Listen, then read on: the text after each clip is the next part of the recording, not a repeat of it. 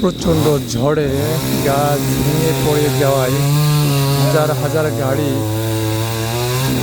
একটা আছে এবং থেমে দীর্ঘ লাইন হয়ে গেছে এবং ফায়ার সার্ভিসের লোক এসে এটা কেটে সরানোর ব্যবস্থা করতেছে।